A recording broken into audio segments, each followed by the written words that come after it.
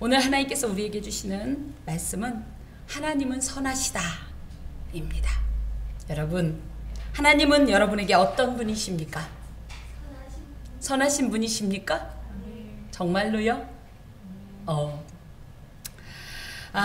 이렇게 얘기하면 어떻습니까? 하나님은 정말 좋은 분 맞죠? 그런데요, 내게 그러니까 나와의 관계 속에서 내가 기도했을 때 하나님께서 주시는 응답, 또 하나님께서 내 삶에 역사하시는 부분을 보면 역시 하나님은 좋으신 분이십니까? 네. 여러분, 그래서 다시 한번 오늘 과연 하나님께서는 우리가 맨 처음 고백했던 대로 정말 좋으신 분인가, 선하신 분인가를 확인하면서 귀한 교훈을 받겠습니다. 이제 신명기 3장은 앞부분을 저희가 지난주에 했습니다. 그래서 하나님께서 우리의 삶 가운데 특별히 가나안 정복을 통해서 주시는 여호와의 기업 가운데에서도 어떤 일이 있더라. 때로는 허락하지 않는 것들이 있더라. 하면 안 되는 것들이 있더라. 경계가 있더라. 하나님께서 금하신 범위가 있더라. 우리는 모든 것이 다 허락되었다고 생각하지만 그렇지 않더라. 때로는 또 어떻다? 하라고 하는 부분이 있다. 해야 될 일이 있더라. 그래서 신앙인은 바로 하나님께서 주신 이 경계와 범위를 잘 구분해서 하나님 안에서 하나님의 관점에서 무엇과 전쟁해야 되고 무엇과 평화해야 할지를 구분해야 합니다. 그런 의미에서 1절에서 12절까지는 아모리 족속이라고 하는 하나님을 거역하던 아주 패역한 족속, 이들의 이 죄악은 굉장히 오래전부터 시작되었다는 거예요. 이미 창세기 15장에 보면 아브라함한테 야, 이제 내가 400년이 지난 뒤에 너희 이 후손에게 그 땅을 줄 건데 그건 왜 그러냐면 아모리 족속이 너무너무 패역하기 때문이다. 그렇지만 아직은 그래도 내가 참아보려고 한다. 그런 말씀을 하셨어요. 아직 그 죄가 가득 차진 않았다. 이게 무슨 얘기냐? 하나님께서 최대한 참아보시겠다. 그 안에서 어떻게 그들이 만약에 회개하고 돌이킨다면 나는 그들을 용서할 분명한 이런 어떤 의지가 있기 때문이다. 이렇게 말씀하셨는데 기대를 저버리지 않았던 건지 아모리 족속은 그 400년 동안 도무지 하나님께서는 이들을 멸하지 않으면 안 될 정도로 사악해졌습니다. 알고 보면 이들은 거인 족속이었고요. 굉장히 풍부한 어떤 이런 영토를 확보한 상태에서 교만했고요. 이 거인 족속이라는 뜻이 뭐예요? 일단 힘이 세고 그러다 보니까 군사력, 강한 군사력과 또 이런 모든 것을 가지고 이웃 나라들을 괴롭히고 또 그것으로 인해서 하나님 앞에 범죄를 자행하던 그런 족속이었어요. 그러다 보니까 하나님께서 이 아모리 족속을 하나님의 백성, 하나님의 군대인 이스라엘 손에 붙이신 겁니다. 그로 말미암아 망하게 하셨지요. 그리고 나서 이제 12절부터 22절까지는 이렇게 정복한 이 정복 지역, 이제 요단 동편이라고 하겠는데 2장 26절에서 3장 11절의 헤스본과 바산 땅에 대한 이 분배 내용이 기록되어 있습니다. 그때 우리가 이 땅을 얻음에 이제 방금 말씀드린 대로 헤스본과 이제 바산 땅을 이제 모압 이 평지를 얻었다는 얘기예요. 그것이 어디냐면 아르논 골짜기 곁을 아로엘에서부터 길라산지 절반과 그 성읍들을 내가 루벤 자손과 갓 자손에게 주었고, 그래서 이제 결국은 요단 동편 지역에 머무를 이들을 이제 이야기하고 있는데, 지금 여기 노란 부분 있죠?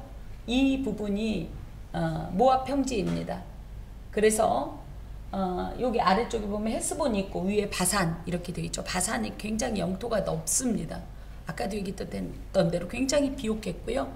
거인 족속이 다스리던, 물론 이제 여기 아모리도 그렇긴 하지, 시온도 그렇긴 하지만 굉장히 강한 군사력을 가졌던 그런 나라였어요. 그렇지만 이것도 결국은 더 크신 하나님 앞에, 가장 크신 하나님 앞에 무너질 수밖에 없었던 그런 것들이었죠. 그래서 그 땅을 이제 분배하는 내용이 나오는데요. 그 땅을 누구에게 분배했느냐면 루벤 자손과 갓 자손, 그리고 13절에 보면 므낫세 반 지파에게 이제 주는 장면입니다. 헤스본 이렇게 되어 있는 요 아래 지역은 루벤 지파고요. 그 중간쯤은 갓 지파고 위에가 이제 므낫세 반 지파입니다. 므낫세 반 지파라는 지파가 있는 게 아니라 므낫세라는 지파가 있어요. 므낫세는 야곱의 11번째 아들인 요셉의 장자입니다. 그런데 이 므낫세 반 지파가 그러니까 므낫세 지파인데도 반 지파라고 표현하는 건 이들 중에 반만 여기에 머물고 또 반은 요단 서편인 가나안의 기업을 얻었기 때문에 요단 동편에서 이 기업을 얻은 지파가 있어요. 므낫세 중에서도 그게 므낫세 반 지파고 요단 서쪽에서 이제 얻은 지파가 또 므낫세 반 지파입니다. 그 므낫세의 반 지파 속에는 14절에 보니까 야일이라는 아주 조금 걸출한 족장이 있었습니다. 그래서 므낫세 요단 동편 쪽에 있는 므낫세 반 지파 중에서도 아주 유력한 이런 두 기둥이 있었는데 그게 하나는 야일이고 15절에 보면 또 하나가 마길입니다. 그래서 두 가문이 있었는데 이 가문을 대표하여서 므낫세 이제 지파에게 땅이 분배된 내용들이 나옵니다. 그래서 이제 이 17절까지가 쭉 이 므낫세 반지파의 이 영토에 대한 내용이 이제 또 기록되어 있습니다. 특히 이제 그때에라는 표현이 12절에도 나오고 18절에도 나오고 그죠? 21절에도 나오고 23절에도 나오고 29절에도 나오고 그죠? 평소에 읽을 때는 잘 모르시는데 이렇게 읽다 보면 맞네. 이 그때라는 말은 바에트 하히라는 말로 에트라는 것이 어떤 시점을 말해요. 그래서 새로운 내용이 이제 이렇게 시작되려고 할 때 우리도 딱 그때 이렇게 표현하는 어떤 이렇게 좀 어떤 지점을 딱 찍고 싶을 때 시점을 찍고 싶을 때 사용하는 그런 이제 표현입니다. 그래서 요때는 뭐냐면 이제 이 요단 동편 지역을 다 점령하고 난 그때라는 표현이에요. 근데 여기서 우리가 이제 알아야 할 것이 뭐냐면 원래 요단 동편은 하나님께서 약속하신 땅인가요? 아닌가요? 아니에요. 다만 그런데 왜 이 땅이 이스라엘의 땅이 되었냐면 하나님의 공의의 시련, 아까도 말씀드렸듯이 이 패역한 아모리 족속을 하나님의 군사인 하나님 나라의 군대인 이스라엘이 멸함으로 부수적으로 얻어진 땅이에요. 그래서 이 땅은 워낙 하나님의 목적에 따라서 워낙은 쓰셨어야 되는데 그걸 참지 못하고 어떻게 했어요? 루벤 또 갓 그리고 또 이 므낫세 반지파 등이 특히 루벤과 갓 지파 등이 욕심을 부렸습니다. 우리 가축대가 너무 많아서 여기가 딱 좋아요. 목초지도 좋고요. 너무 마음에 들어요. 그래서 애초에 그 내용을 들었을 때 모세는 불쾌하게 생각했어요. 왜? 이건 약속 땅이 아니잖아요. 약속의 땅이. 그런데도 불구하고 욕심내는 것을 별로 기쁘게 여기지 않았지만 그들의 요청을 하나님께서 허락하셨는데 그게 이제 조건이 뭐였냐면 가나안 정복 전쟁에서 선봉으로 서야 되는 그리고 끝까지 그 자기의 형제가 안식을 얻을 때까지 그래서 그 가나안 정복을 마치고 정말로 안착될 때까지 안전할 때까지 끝까지 정복 전쟁에 여호와의 전쟁에 동참하겠다는 약속이 있은 후에야 허락이 되었던 그런 땅입니다.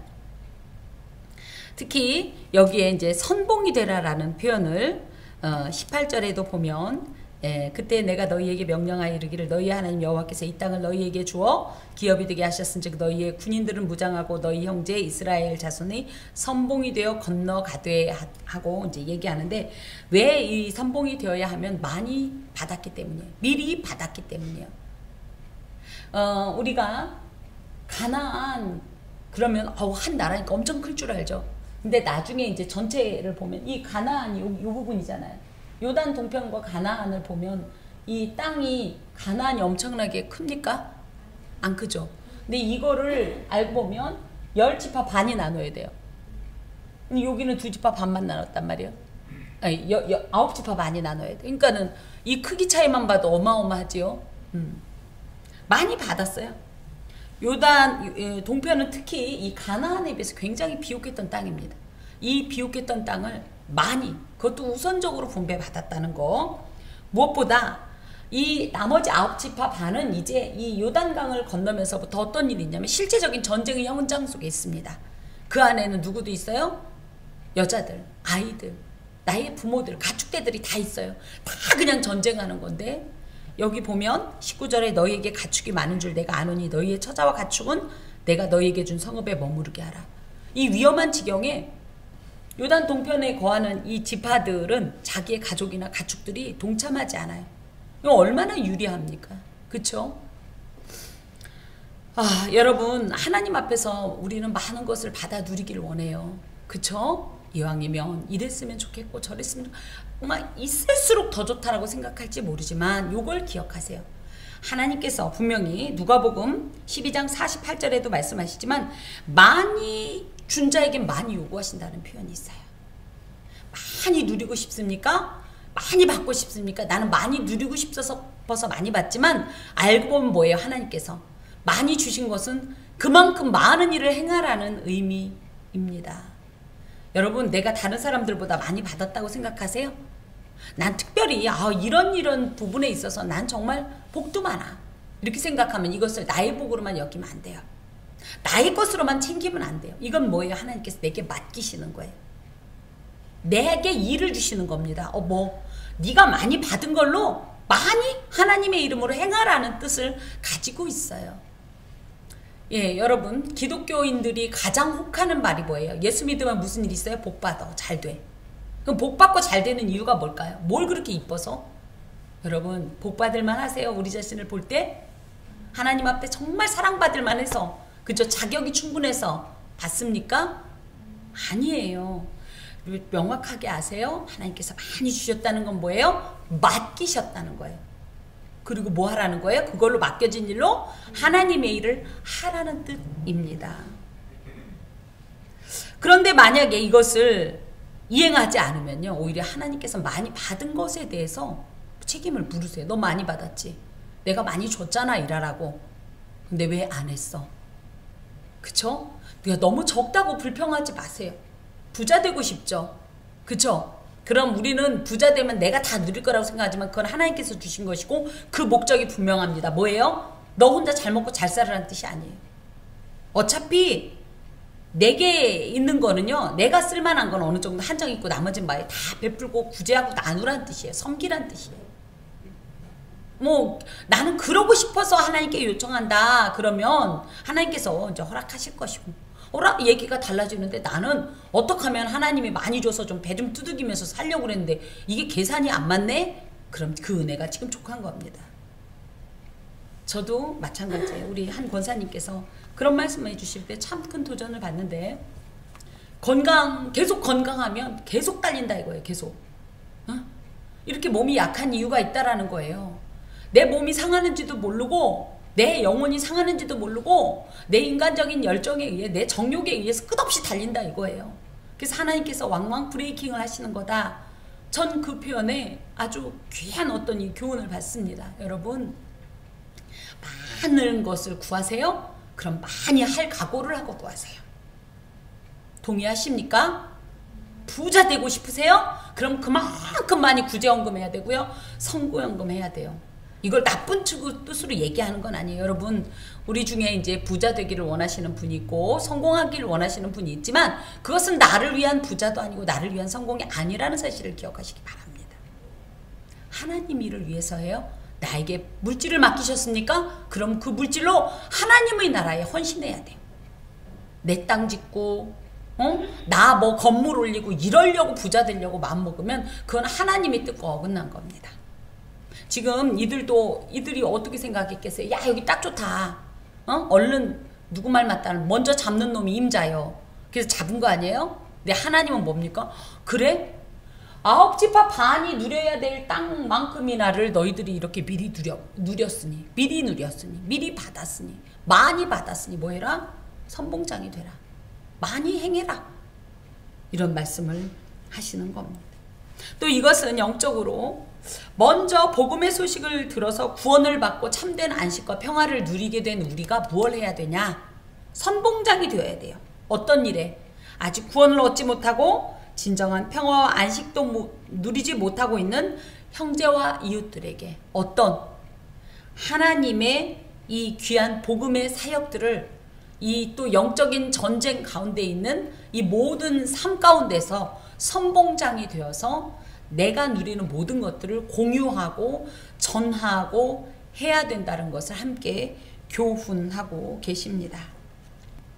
어찌됐든 예수님 믿는 사람은 늘 그런 마인드로 살아야 합니다. 내게 힘이 있다, 내가 건강하다 하면 그것을 하나님의 사역을 위해 하나님께서 주신 귀한 은사로서 하나님 사역을 우선적으로 감당해야 되는 거예요. 그리고 나면 이것을 통해서 하나님 앞에서 또 다른 또 놀라운 누릴 수 없었던 은혜를 누리게 됩니다. 그런 기대를 갖고 우리가 기도하는 거지요. 하지만 다만 개인적 욕심을 위해서 구하지는 말자. 자, 또 이제 봅시다. 여호와께서 그래서 너희에게 주신 것 같이 너희 형제에게도 안식을 주시리니, 그래서 실제적으로 이들은 뭐예요? 지금 현재적으로 볼 때 모든 이 대적들을 다 멸했기 때문에 안전한 상태죠. 평안의 상태예요. 그것처럼 너희 형제들도 그런 상태를 누려야 된다라는 거예요. 그래서 그때까지 너희들이 어떻게 해라? 끝까지 진군하라. 그리고 나면 그때 이제 돌아올 수 있다. 그랬더니 이들이 뭐라고 했어? 그런다고 했어요. 실제로 이들은 여호수아서에 보면 그렇게 행동했고 나중에 아주 은혜롭게 서로가 파송식을 하는 장면을 보게 됩니다. 그러면서 이제 또 하나 이제 말씀을 드리는 게 그때가 또 나오네요. 그래서 이제 이게 하나의 이제 단락이 되는 거예요. 내가 여호수아에게 명령하여 이르기를 너희 하나님 여호와께서 이 두 왕에게 행하신 모든 일을 내 눈으로 보았거니와 내가 가는 모든 나라에도 여호와께서 이와 같이 행하시리니 너는 그들을 두려워하지 말라. 너희의 하나님 여호와께서 친히 너희를 위하여 싸우시리라 하였노라. 그래서 이제 또 다른 이야기가 있는데 요때는 뭐냐면 요단 동편 땅의 분배가 종료된 시점에서 모세가 이제 해야 할 일인 건데 그게 뭐냐면 바로 여호수아에게 하나님의 이 마음 또 하나님께서 주신 명령을 전달하는 것이에요. 이것은 그동안은 어땠어요? 이 모든 내용들을 모세가 감당했는데 모세도 소위 말하는 은퇴를 지금 염두에 두고 이 후계자에게 이런 그간의 이 모든 어떤 하나님께서 이 자신에게 주셨던 영적인 권위, 경험, 지식, 지혜 이 모든 것들을 전수하는 그래서 지배권을 지금 이양하는 장면입니다. 특별히 여기에 보니까 너희의 하나님 여호와께서 이 두 왕에게 행하신 모든 일을 내 눈으로 보았다. 그래서 하나님께서 아무런 군사적 훈련도 되지 않은 이 이스라엘을 통하여서 이 강력한 거인 족속을 물리치는 걸 네가 보지 않았느냐. 지금 이 얘기입니다. 특히 여기에서 보다라는 것은 라아라는 말로 이 라라는 말 속은 과거뿐 아니라 현재도 보고 있다는 거예요. 과거는 뭐냐면 출애굽 그저 10가지 재앙을 통해서 바로의 손아귀에서 벗어나게 했던 이 출애굽 또 광야는 어땠습니까? 먹을 것도 마실 것도 입을 것도 없던 그곳에서 하나님께서 정말로 아주 가까이 아주 실제적으로 아예 육안적으로 보이도록 역사하셨던 그 모든 것들이 이제 과거라고 한다면 하나님의 역사는 이 과거에서 머물지 않고 지금 현재도 네 눈앞에 보여주지 않느냐? 뭐 이런 거인 족속을 물리친 이런 일이 있지 않느냐? 이런 것을 또 너는 어떻게 할 것이다? 앞으로도 계속 보게 될 것이다. 그걸 기억해라 이겁니다. 무엇을 기억해야 되냐? 하나님께서 우리를 향하여 당신의 백성을 향하여 무엇을 행하셨는지를 계속적으로 보게 될 것이다. 그것을 그야말로 보는 눈을 가져라. 보는 믿음을 가져라. 지금 이 얘기입니다. 왜요? 왜 이것을 계속 봐야 되고 기억해야 할까요? 전쟁이 계속되기 때문이죠. 앞으로 정말 지금과는 비교할 수 없는 더 강력한 전쟁이 남아있기 때문입니다. 더하여서 우리가 이 현재 일상을 살아가면서 우리도 여전히 영적 전쟁터에 있는데 우리가 이런 모든 하나님의 역사들을 보아야 할 이유가 있습니다. 왜요? 우리는 하나님의 구원 역사의 증인들이에요. 이걸 소위 말하면 뭐라고 얘기해요? 간증 이렇게 얘기하죠.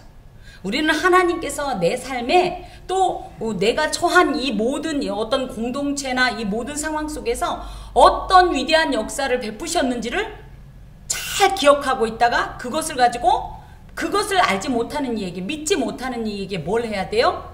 목격자로서 증언을 해야 되기 때문에 증인된 삶을 살기 위해서라도 지속적으로 하나님께서 자신에게 행하신 것들을 보아야 하는 거예요. 그래서 하나님의 백성은 과거 사건에 대한 간접적 경험자 또 증인뿐 아니라, 그래서 간접적이라는 얘기는 이들은 실질적으로 출애굽을 경험하지 못했죠. 경험하지 못했던 이들이 많고 새로운 세대니까. 그러므로 말로만 들었을 수 있죠. 또 증인도 마찬가지예요. 그냥 간접적으로 경험한 것들, 과거를 그렇게 표현한다면 현재는 뭡니까? 이제 내가 직접적으로 경험할 것들이죠. 그렇지만 내가 직접적으로 경험한 것들만 믿는 것이 아니라 과거에 내가 경험하지 못했지만 전해 들은 것들도 믿어야 하고, 또 앞으로 보이지 않지만 미래적으로도 이루어질 것을 보아야 내가 이 모든 역사를 한 줄기로 삼아서 하나님의 이 위대한 구원 사역을 증언할 수 있다라는 거예요. 그러기 위해서 보아야 한다라는 겁니다. 하나님은 어떤 분이냐? 지나온 모든 순간들을 통해서 역사하신 분이고, 그 순간들 속에서 우리의 모든 삶을 주관하신 분이고, 그런 것처럼 이후로도 영원토록 우리와 함께 하시고 우리의 삶 속에서 기이하고 놀라운 구원의 은총을 베푸시는 분이라는 사실을 이 봄으로 말미암아, 지속적인 이 봄으로 말미암아 확신을 갖게 하려는 그런 의도가 있습니다. 그러면서 또 약속이 있는데, 내가 가는 모든 나라에도 여호와께서 이와 같이 행하실 것이다. 이와 같이가 뭐예요? 그야말로 네가, 물론 여호수아는 출애굽 때부터 다 보긴 했지만 이것이 단순히 여호수아에게뿐 아니라 새로운 이 출애굽 2세대에게 얘기하는 것도 이제 포함이 되는데, 그렇게 따진다면 이 지금까지 일어났던 이 모든 일을 앞으로도 행하실 것이고, 특히 내가 가는 모든 나라라는 것은 통과한다라는 뜻을 갖고 있어요. 즉 하나님께서 정하신 이 약속된 이 땅을 어찌됐든 우리가 통과하여 가면서 하나하나 정복을 해야 되는데, 그때에 하나님께서는 어떻게 하신다? 반드시 함께 하신다, 그 얘기입니다. 자, 하나님의 백성들이 이런 말씀을 받고 용기를 가질 수 있는 이유가 뭐냐 하면요, 하나님께서는 분명한 당신의 방향성을 제시해 주시는 거예요. 나는 이럴 것이다. 지금까지 해왔던 것처럼 앞으로도 이럴 것이다. 그래서 어제도 오늘도 이제도 계속적으로 그런 일을 행할 것이다 라는 이런 확신을 주시는 말씀으로, 사실 지금 우리는 어떻습니까? 많이 힘드시죠? 비록 현재가 눈물의 골짜기고 길이 없는 광야고 물이 없는 사막과 같고 전갈과 불뱀이 우글거리는 사망의 음침한 이런 골짜기와 같을지라도, 하나님께서는 어떻게 한다? 반드시 이 길 가운데에서 이전에 행했던 것처럼 끝까지 동행하실 것이고, 나의 길을 지시하고 인도하고 그것을 이룰 것이라는 것을 믿고 확신하라는 거예요. 그래야 네가 이 하나님께서 주신 위대한 과업을 완수할 수 있다. 이게 뭐예요? 가나안 정복 전쟁입니다. 그래서 다시 한번 이 모세는 하나님의 섬기는 일에 있어서 그간에 자기가 갖고 있던 수많은 경험들, 그죠? 우리 표현을 따지면 이 노하우들을 자신의 후계자에게 아낌없이 지금 다 전수해주고 있는 이런 장면입니다. 그러면서 너희는 그들을 두려워하지 말라. 그래서 두려워한다라는 것은 티라움이란 말로 로티라움, 그런 뭐냐면 로는 절대 하지 말라는 뜻을 갖고 있어요. 강력한 부정적인 의미인데, 로티라움 그러니까 절대 두려워하지 말라는 뜻이에요. 특히 히브리어에 미음자가 붙으면 뭐라고 그랬어요? 복수형이에요. 그래서 이 말로 유추해 볼 때 지금 이스라엘 백성들은 어떠냐? 덜덜 떨고 있는 거예요. 왜요? 왜요? 지금 이 헤스본이나 바산을 자기들이 이겼다는 걸 믿을 수가 있겠어요? 저 거인 족속을 어쩌다 보니까 이겼어요. 말도 떨려. 이겼어요. 그죠? 이게 어찌된 일인고. 그러면 자신들이 어떤 능력이 있어서 자신들의 군사력으로 이겼다면 어떻게 할까요? 아, 앞으로도 이렇게 싸우면 되겠다. 으아! 이게 되겠는데 지금 어쩌다 보니까 이긴 거예요. 누가 이기셨어요? 하나님이 이기셨어요.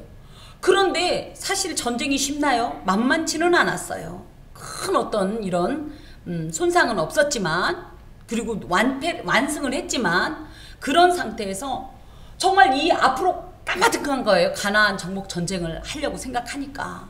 그러니까 어때요? 이야, 이건 자신이 없어. 지금까지는 어떻게 했는데. 이런 거 아세요? 엉겁결에 무언가를 할 때는 하죠. 근데 다음에 정신 차리고서 그 일을 하려면 할 수 있어요, 없어요?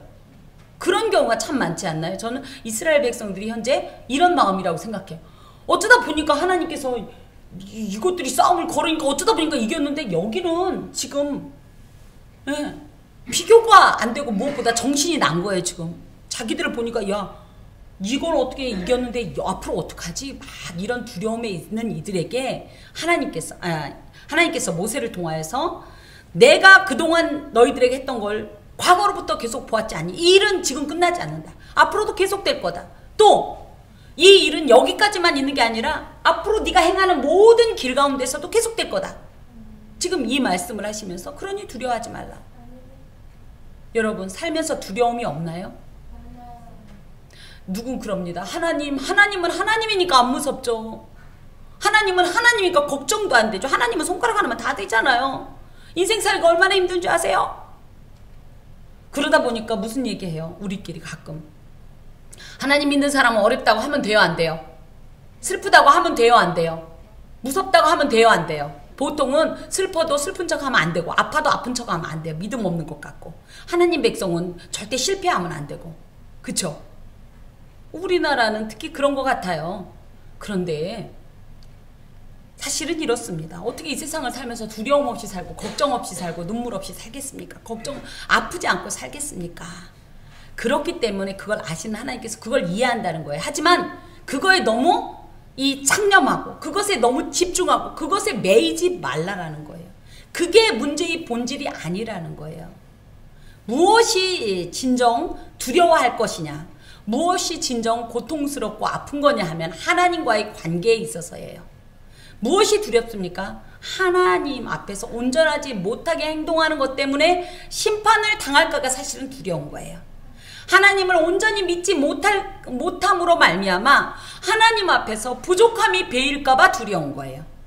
이 세상의 모든 것은 하나님의 이 아래에 있기 때문에 가장 높으신 하나님을 두려워해야지. 우리가 그 하나님 앞에서 하나의 수단과 하나의 도구로 쓰이는 이런 것들을 무서워하지 말라는 말씀이에요. 진정 무서워할 자는 누구다? 두려워할 자는 하나님이다. 무엇이 아프냐? 내 삶이 서럽고 아프지만 사실은 무엇이 아프냐? 하나님 앞에서 내가 온전치 못한 것이 아픈 거고.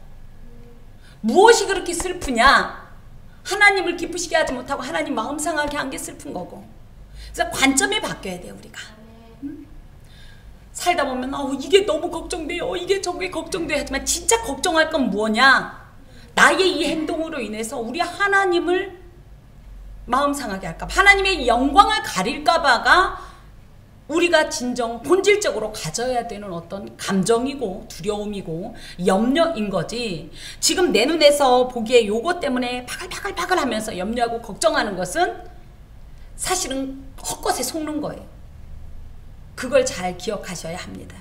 그렇다고 하면 왜 이들이 두려워하지 않아도 돼요? 예! 그 다음에 연결되는 너희 하나님 여호와께서 친히 너희를 위하여 싸우시리라. 하나님의 약속이 계시기 때문이에요. 내가 싸우는 게 아니라는 거예요. 하나님이 싸운다는 거예요. 저는 저한테 뭘 시키는 게 사실은 제일 속은 후련한데 제일 긴장돼요. 여러분은 어떠세요? 내가 무언가를 하고 싶으면서도 막상 그 일을 맡으면 너무 두렵고 긴장돼요. 잘할 수 있을까? 그런데 누가 저 대신 이걸 해주겠대요. 그럼 어때요? 쉬운 일도 아니고 어려운 일을. 그쵸? 근데 잘하는 사람이 그 일을 하겠대요. 그럼 얼마나 안도감이 들어요. 그쵸? 마찬가지예요. 우리가 하는 이 모든 삶에 있어서 우리가 할 수 있는 일은 거의 없어요. 해도 거의 백전백패예요. 그런데 세상에 반드시 해야 하는 일을 하나님께서 하시겠대. 반드시 이기는 분이. 모든 것이 완전하신 분이 하시겠대요.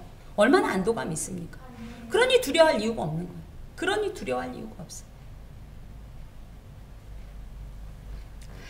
하나님께서 우리를 위하여 싸우신다라는 표현은 이게 그냥 모세가 갑자기 야, 하나님이 이러신대잖아 하고 그냥 근거 없이 말하는 게 아니라 이것은 굉장히 오래된 내용입니다. 하나님께서는 언제나 모든 백성들보다 앞서 행하셨던 분이시고 또 그것을 항상 약속하시고 행동하세요. 약속대로 행동하세요. 하나님께서는 이 아브라함을 통해서 이스라엘에 대한 모든 것을 약속하셨고요. 그죠? 이것을 실제적으로 이제 구체적으로 이루기 시작한 것 중에 하나가 뭐냐면 바로 출애굽 시에 있었던 일이에요. 바로와 누가 싸웠어요? 모세가 싸웠나요? 이스라엘이 싸웠나요? 하나님께서 싸우셨습니다. 또 이스라엘이 출애굽을 한 상태에서 제일 먼저 만났던 난관인 홍해 앞에서 누가 이 문제를 해결했나요? 하나님께서 해결하셨어요. 그때 하나님께서 하셨던 말씀이 두려워하지 말라라는 거예요. 그러면서 이런 역사는 가나안 정복 전쟁에서도 계속 되었고 아직은 모르지만 계속 되었습니다. 이후에 사무엘상 17장 47절에 보면 이런 표현이 나와요. 전쟁은 여호와께 속한 것이다. 전쟁은 내가 하는 게 아니야. 하나님 몫이야. 이런 뜻이에요. 하나님 믿는 백성들에게.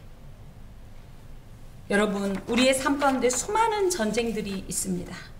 이 전쟁에 대해서 내가 싸우려고 하면 어떻게 돼? 우리는 그냥 지면 좋지. 우리 표현대로 아작이 나버리죠. 맡겨야 이깁니다. 맡겨야 해결하고 맡겨야 극복됩니다. 내가 하려고 하지 마세요. 하나님께 맡기세요. 하나님께 맡기라니까. 그러니까 그냥 그때부터 손 놓고 이런 뜻이 아니라 모든 결과 또 방향, 방법 이 모든 거 하나하나를 하나님께 코칭을 받으시면서 간다는 뜻이에요. 그 결과가 나하고 맞든 맞지 않든 하나님께 다 맡기고 이럴 줄 알았으면 내가 하지요. 하지 말고 내 뜻과 어긋나더라도 요게 맡기는 거예요. 이게 하나님의 싸움의 방식이고 지금 단편적으로는 마치 나한테 불리한 것 같아도 결과적으로는 이것으로 인하여서 하나님의 큰 승리에 내가 동참할 수 있는 은혜가 있는 것입니다. 그러므로 이제부터 우리가 보아야 할 이 것들은 눈에 보이는 적이 아니라 보이지 아니하는 가운데 역사하시는 하나님의 이 강한 손이에요. 이건 그냥 밑도 끝도 없이 나타난 게 아니라 원래 약속돼 있었어요. 내가 너희를 도울 것이다. 내가 너희와 싸울 것이다. 내가 너희를 구원할 것이다. 건질 것이다. 대적들 앞에서 너희를 승리케 할 것이다. 라는 분명한 약속이 있었어요. 그러므로 이 믿음의 눈을 가지고 보이는 적들이 아닌 보이지 않는 하나님을 바라보며 두려워할 이유가 없는 것입니다. 자, 그러면서 또 그때에 이제 모세의 이제 조금 사적인 것 같은 이야기가 나오는데 이건 결코 사적인 얘기는 아닙니다만은 내가 여호와께 간구하기를 간구하다라는 말은 하난이란 말로 매우 강한 어조로 호의를 청하다 탄원하다 이런 뜻이에요. 왜 이 간구를 하냐면 하나님의 호의가 반드시 필요하고 하나님의 인증이 허락이 꼭 필요한 것이기 때문이에요. 이게 뭐냐면 민수기 20장에 있었던 백성들이 물이 없다는 이유로 불평을 했고 그것 때문에 반석에게 명하라고 했을 때 반석을 탕탕 자기 홧김에 2번 친 것 때문에 하나님께서 네가 하나님의 거룩하심을 나타내지 못한 영고로 가나안에 들어가지 못할 것이다 라고 말씀하신 내용을 하나님 막상 어때요? 그때는 잘 그래요. 그냥 막연했어요. 가나안 땅 이렇게 막연했어요. 그쵸? 그래서 광야에서 그때는 그냥 그래 나는 못 들어가 이렇게 생각을 하면서 지금까지 왔겠죠. 근데 막상 와보니까 저 본인에게도 이렇게 말을 해요.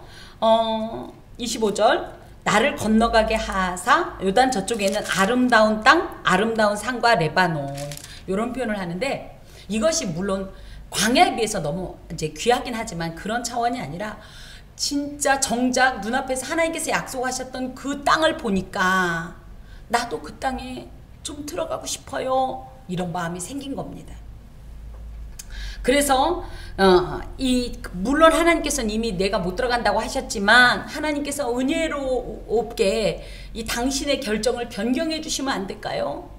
하나님께서 그때 말씀하셨던 것이 좀 어떻게 좀 잠깐 동안이라도 좀 내가 그래서 여기에 보면 건너가게 하사 그러면서 그냥 잠깐 좀 가서 죽으면 안 될까요? 가서 죽더라도 좀 잠깐만이라도 들어가 보면 안 될까? 이런 간절한 열망이 있는 것입니다.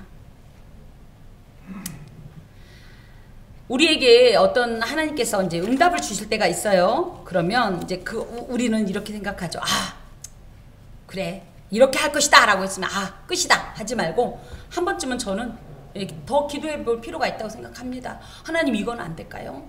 네, 하나님께서 안 돼! 그러면 안 되는 거고요. 여러분 히스기야 사건을 아십니까? 히스기야가 어떤 일이 있었죠? 너 죽을 거야? 그쵸? 그랬더니 히스기야가 얘 죽는군요. 그러고 말았어요. 어떻게 했죠? 막 울었대요. 막 벽을 보고 막 하나님 내가 아직 새끼도 없고요. 사실은 그 이후에 낳은 아들이 므낫세예요. 진짜 아들이 없었는지 모르지만 그 이후에 낳은 므낫세가 히스기야 다음 왕이 되거든요. 내가 지금 뭐 하나 준비도 안 되는데 이렇게 갑자기 죽으면 안 되는데 막 이렇게 울었더니 하나님 뭘 하셨어요? 야 15년 연장해 줄게 이런 일이 있었어요. 여러분 일단 기도는 하는 거예요. 하나님께서 그렇다고 하나님을 쥐락펴락 하겠다는 뜻은 아니지만 모세도 그런 의미에서 하나님께 이제 이렇게 자기의 간절한 이제 이 갈망을 고백을 해 봅니다. 그러면서 24절에 보니까 주 여호와의 주께서 주의 크심과 주의 권능을 주의 종에게 나타내시기를 시작하였사오니 이게 무슨 뜻이냐면 그동안 약속만 돼 있던 것이 이제 실제적으로 막 진행이 되는 걸 보는 거예요.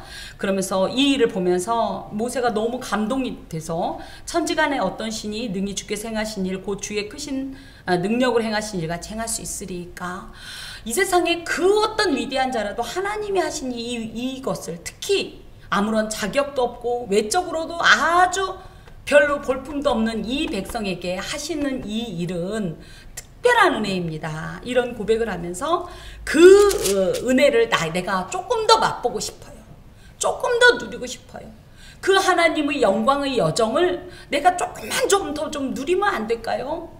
이런 고백을 드렸는데 하나님께서 뭐라 하셨냐면 26절에 여호와께서 너희 때문에 내게 진노하사 내 말을 듣지 아니하시고 여러분 이걸 읽으면서 조금 불편하지 않습니까? 이 너희 때문에란 말이 참 걸리지 않아요? 이게 모세는 아무런 잘못 안 했는데 백성들 때문에 못 간 거예요? 어떻게 생각하세요? 응? 특히 그걸 갖다가 하나님께서 진노했대요. 너희 때문에 내게 진노했대요. 뭐야 지도자가 자기가 잘못해놓고 누구한테 지금 핑계대는 거야 이런 생각 안 드세요? 근데 여기에는 사실은 의미가 있습니다. 하나님께 대한 어떤 불신앙, 불순종 그리고 이 거룩을 상실한 세대가 저지른 이 죄 가운데 나도 그러니까 개인적으로는 모세 개인의 일이지만 이 모세가 누구예요? 바로 출애굽 1세대로서 불순종, 불신앙, 하나님의 거룩성을 도전하고 반역했던 이 세대이죠.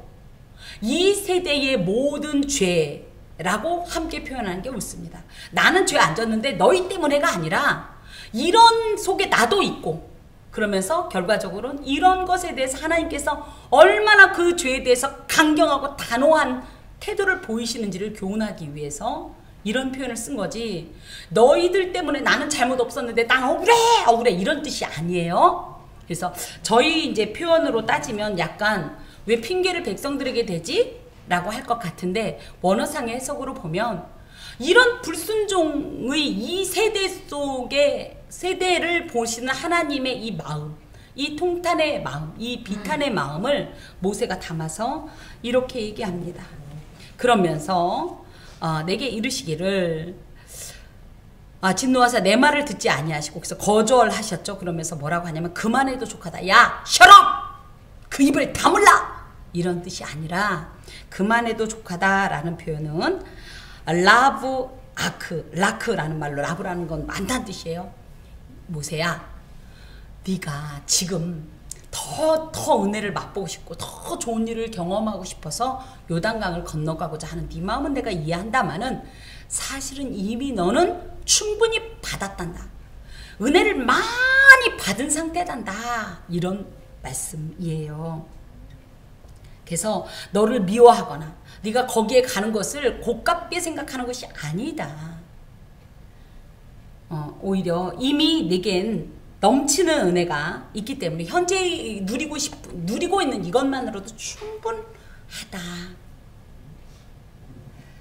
바울도 이런 간구를 드린 적이 있어요. 고린도후서 12장에 보면 나의 육체의 가시를 제거해달라고 몇 번을 기도했는데 하나님께서 뭐라고 하셨죠? 그 은혜가 내 은혜가 내게 족하다. 우리도 그렇죠. 다 좋은데 요거 하나가 요거 좀 없으면 그죠? 그런데 생각해보면 뭐예요? 다 좋은 데가 중요한데 우리는 뭐예요? 다 좋은데 요거 하나 때문에 힘든 거예요. 그쵸? 요거까지 좋았으면 좋겠는데 때로는 하나님께서 요걸 가지고 나를 연단하셔요. 하나님께서 그 은혜가 내 은혜가 내게 족하다. 지금 이 정도면 충분하다. 예, 이런 말씀을 해 주십니다. 네, 우리가 이 세상을 살아가면서 수많은 어떤 어려움이 있는 것 같지만 하나님에 비하면 이건 아무것도 아니죠. 우리는 누굽니까? 하나님의 소유. 사실은 하나님의 것. 하나님이 내 것이라고 표현할 수는 없지만 우린 이미 하나님을 소유한 자. 하나님 나라를 소유한 자 아닙니까?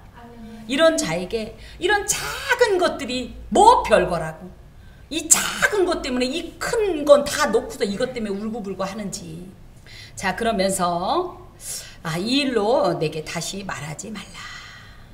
근데 저는 이 안에서 지난번에도 그런 말씀을 나눴습니다만 모세가 얼마나 참 파란만장한 인생을 살았습니까? 안 그렇습니까? 태어나서부터 처음부터 막 그죠? 이 축복받지 못했던, 환영받지 못했던 생명이에요. 그 시대가 어떤 시대였어요? 바로가 남자아이를 낳으면 무조건 나일강의 악어밥이 되게 해라, 이런 명령이 떨어지는 시대에 태어났어요. 그리고 나서 3개월 동안 그쵸? 정말 그 소위 말하면 그 흔한 옹알이조차도 엄마가 얼마나, 모세가 엄마한테 젖 먹으면서 기분이 좋았고 옹알이 이러면 엄마가 막 얼마나 이 요괴배 엄마가 조용히 해 아가 조용히 아가 이러면서 컸을 거예요. 애가 아무것도 몰랐어도 엄마가 같이 그랬다 옹알이 이걸 안 해줬을 거예요. 못 해줬을 거예요. 참아. 왜? 우리 집에 애가 있는 것을 아무한테도 얘기하지 말라. 아무도 몰라야 된다. 그거 아닙니까? 감춰서 키우다가 결국은 어떻게 돼요? 너무 소리가 이제 남자애니까 막 우렁차게 응아 이렇게 울 정도가 되니까 어떻게 해요? 갈대애로 만든 그 금방 그냥 악어가 한 입거리도 아닌 거기에다가 넣어져 갖고 나일강에 유기된 그런 존재 아닙니까? 그쵸? 물론 하나님의 절대적인 은혜로 그 모세가 건짐을 받았지요.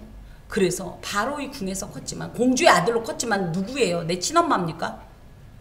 그러면서 이 실제적인 이 왕권 다툼에서 어떻게 따지면요, 이 권력 다툼에서 큰 희생자가 된 존재예요.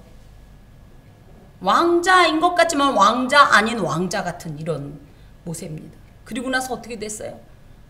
결국은 자기의 동족을 사랑하는 마음 때문에, 그죠? 이 왕조에서 이 사람의 엄마가 굉장히 강력한 황녀였어요. 이 권력이 대단했던. 그러다 보니까 어쩌면 그대로 별 사건이 없었으면 모세가 그 다음 바로가 될 수 있는 그런 존재였다고요. 근데 이 사람이 어떻게 돼요? 쫓겨나서 40년간 또 미디안 광야에서 처가살이해 가면서, 그쵸? 우리끼리 얘기지만 아내 시보라는 얼마나 센 여자였는지, 아들 낳아갖고 이 할례 좀 해보려고 그랬더니 야 이런 야만적인 걸 왜 하냐고 그래가면서 안 해줬어요. 그렇게 마음고생하면서 살았던 사람. 그러고 나서 어떻게 됐어요? 또 가서 좀 이제 그래서 좀 적절히 이렇게 해서 노년을 보낼까 그랬더니 어떤 일이 있었어요? 하나님께서 야 이리 와 또 그러더니 또 거기다 또 데려다 놓네. 응? 얼마나 고난 삶입니까? 그래서 하나님의 백성을 인도하면 좀 뭐 좋은 일이 있을까 했더니 어떤 일이 있어요? 걸핏한 무술만 있으면 이름 불러. 모세. 응? 물 없어도 모세. 배고파도 모세. 뭐해도 모세. 아니 말로 바로 이 군대가 추격해오는데 모세 한 사람이 뭘 어떻게 해. 그 할아버지가 모세 뭐든지 모세. 응? 뱀 들어와도 모세. 그렇게 하고 살았던 삶이에요. 하나님께서는 모세가 오히려 가나안에 건너지 않게 하심으로 모세에게 안식을 주시고자 함이었다고 저는 생각해요. 예, 여러분 하나님께서 마무리할 때 그때가 맞는 겁니다. 그게 하나님께서 가장 이상적인 어떤 시점으로 잡으신 때라는 사실이죠. 그러면서 너는 비스간 산 꼭대기에 올라가서 눈을 들어 동서남북을 바라고 내 눈으로 그 땅을 바라보라. 너무너무 가고 싶은 이 마음을 하나님께서 일단은 하나님은 정하신 것을 변경하지 않습니다. 물론 필요할 땐 또 변경을 하시기도 하시지만 이 일에 대해서는 큰 의미를 갖고 있기 때문이에요. 왜요? 하나님은 죄에 대해서는 굉장히 단호하다는 걸 이 출애굽 2세대에게 분명히 가르쳐줘야 모세같이 위대하고 훌륭한 사람조차 못 갔어. 왜? 그 작은 실수 때문에. 이 사람들이 그걸 분명히 알아야 앞으로 가나안 땅에 들어가서 이 죄라고 하면 치를 떨 수 있기 때문에. 그쵸? 그리고 또 뭡니까? 이것 때문에 너희가 이 가나안 땅에 들어가는 것은 인간의 공로로 되지 않는 거예요. 모세가 얼마나 대단한 사람이었냐. 하지만 워낙 율법적으로 따지면 뭐예요? 죄의 삭은 뭐죠? 작은 죄라도, 한오라기 같은 죄라도 죄의 삭은 사망이다라는 것을 강조하면서 그렇기 때문에 율법으로는 구원을 얻을 자가 없다라는 말씀을, 그러므로 더더욱이 우리에게는 율법을 초월한, 율법을 극복한 복음이신 예수 그리스도만이 우리를 구원할 수 있다라는 이 사실을 교훈하기 위해서 하나님께서 이런 행동을 하시는 겁니다. 자, 그러면서 가서 봐라. 근데 네 마음이 얼마나 그것을 열망하는지 아니까 한번 그래도 보아라. 약 올리는 게 아니에요. 하나님께서 베풀어 주시는 어떤 놀라운 은총의 한 현장입니다. 너는 이 요단을 건너지 못할 것이다. 하지만 건너지는 못한다. 내가 이랬다 저랬다 하면 이게 권위가 되겠습니까? 그쵸? 너는 여호수아에게 명령하고 그를 담대하게 하며 그를 강하게 하라. 그러면서 그 와중에도 뭐라 그래요? 여러분 기도했는데 내 뜻대로 응답이 안 되면 기운이 펄펄 나요? 아니면 김이 빠져요? 김이 빠지면서 어떻게 해요? 기도하고 싶어요? 안 하고 싶어요? 에이, 해도 소용없네. 그리고 또 뭐예요? 이 말 듣나 봐라. 우리 이런 마음 있잖아요. 내 뜻대로 안 해줘? 누구 말 맞다? 내 뜻대로 안 해줘? 하나님 믿나 봐라. 우리 이런 얘기 하잖아요. 예배 드리나 봐라. 찬송 기도하나 봐라.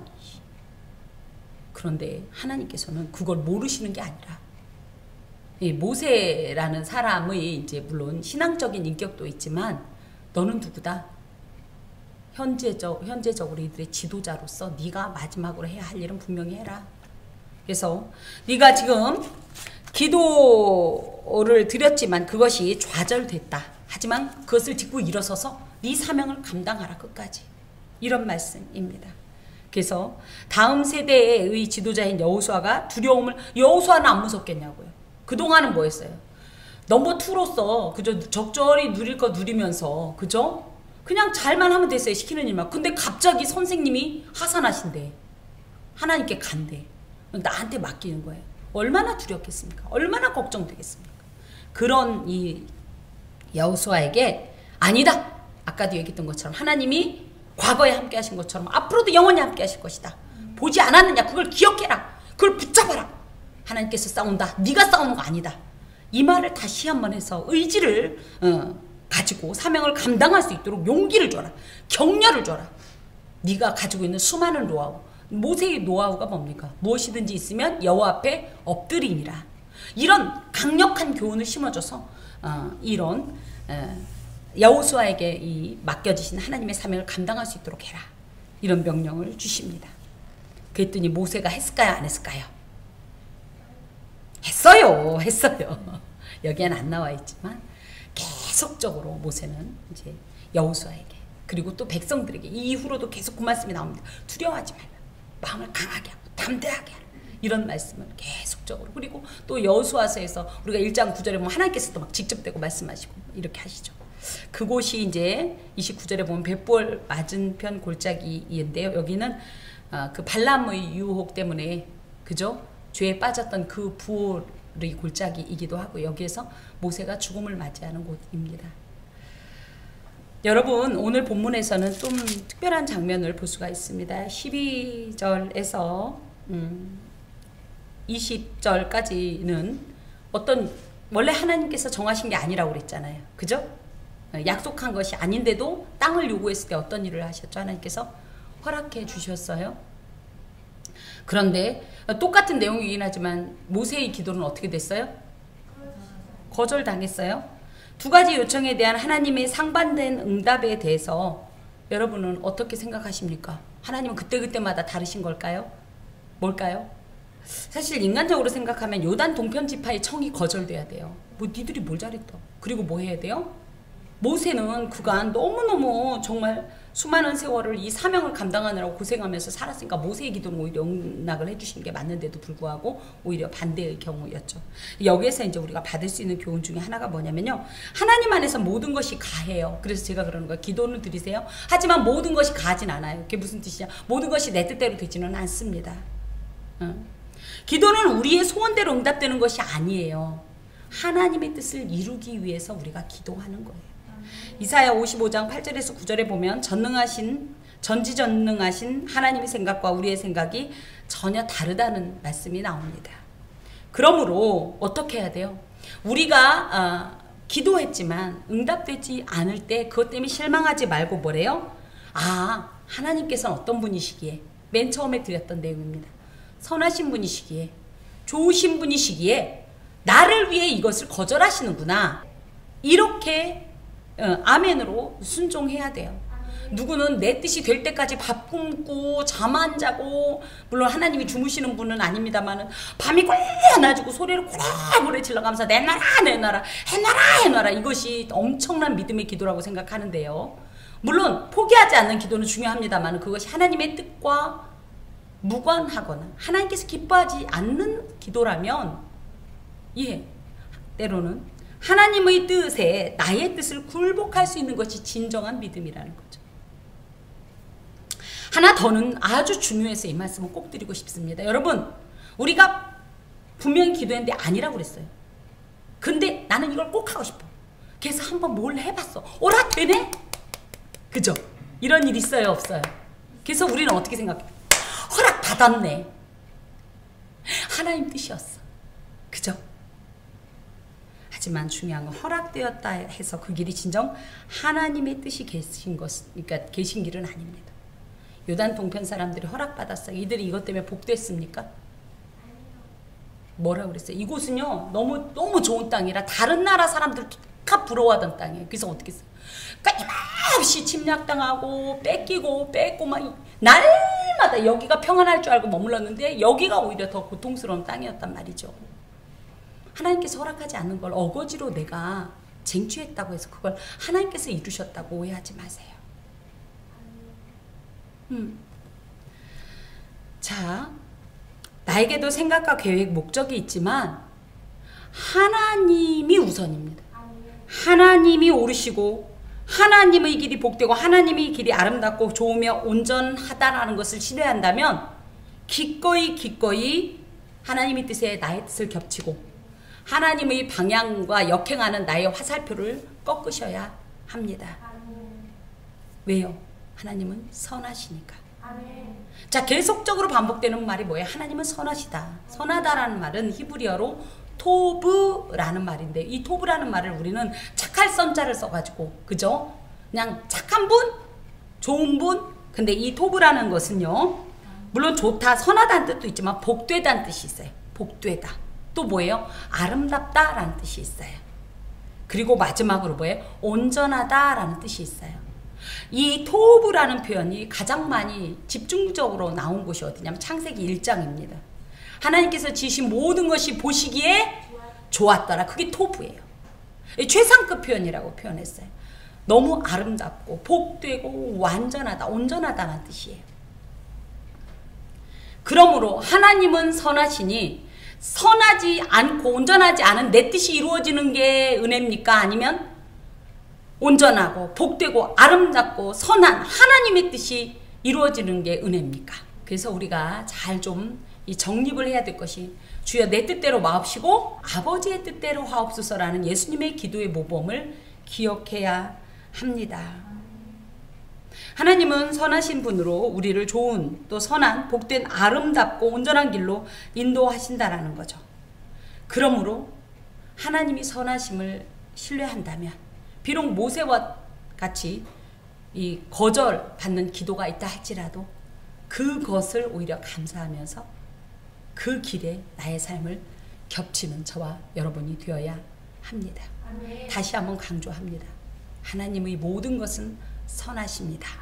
심지어 내 마음에 들지 않아도 하나님의 선하심을 의지한다면 우리는 행복한 자들입니다.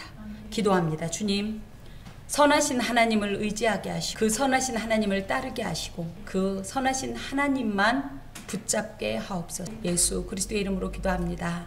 아멘.